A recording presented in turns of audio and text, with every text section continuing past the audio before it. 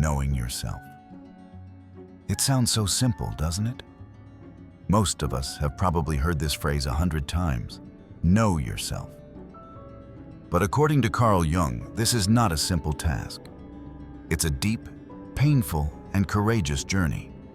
Because truly knowing yourself means not just embracing your strengths and dreams, but also acknowledging the parts of you that you've hidden, repressed, or denied. The parts that scare you. Jung called this the shadow. Every one of us carries a shadow. It lives in our unconscious mind and contains all the feelings, impulses, and traits we've learned to suppress. Anger, jealousy, fear, desire. Anything society, family, or culture taught us was unacceptable. As children, we learn quickly. If we express certain feelings, we might be rejected, unloved, or excluded. So, we bury those parts. But buried doesn't mean gone. These hidden aspects grow stronger in the dark, and without us realizing it, begin to shape our behavior, our choices, our lives.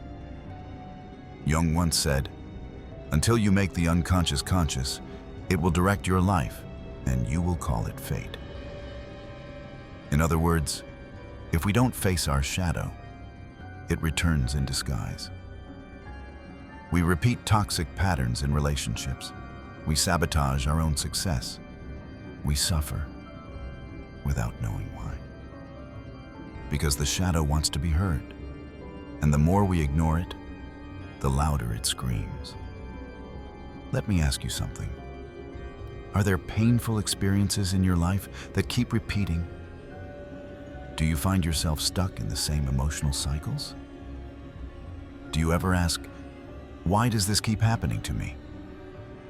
If yes, maybe the solution isn't to learn something new, but to accept something old, to finally face the shadow. So, how do we begin? Step 1, awareness.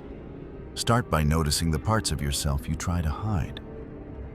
What are you ashamed of? What feelings do you suppress?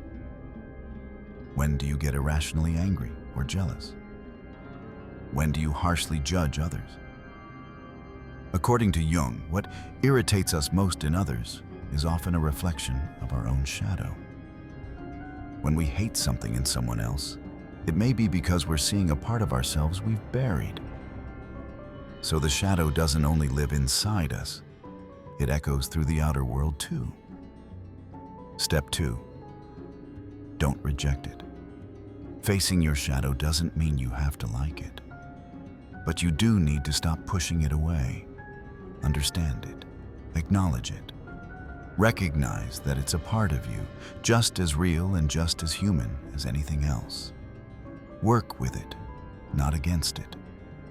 This is where most people get scared, because owning our bad parts can bring guilt or shame. But this is exactly where transformation begins. Because to Jung, the shadow isn't just darkness, it's also potential. Yes, you heard that right. The shadow holds not only our anger and fear, but also our creativity, power, and passion.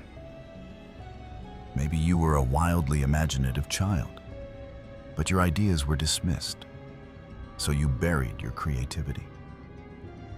Maybe you can't say no to people because you fear being unloved, so you suppress your boundaries.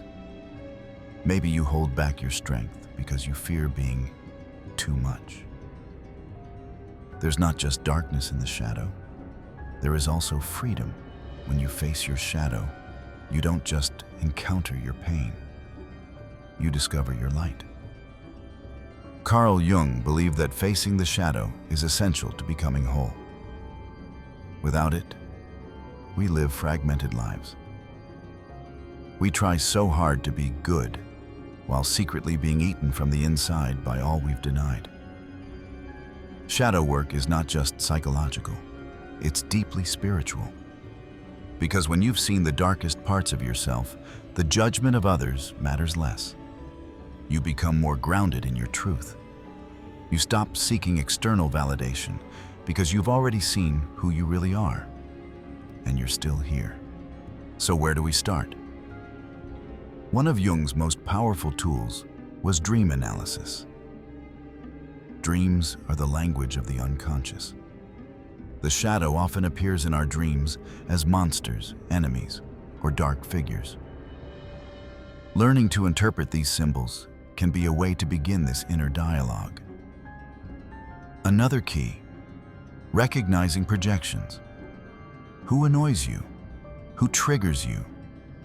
What do you say you would never do? That's a clue, because often the parts of others that trigger us are reflections of the parts we've rejected in ourselves.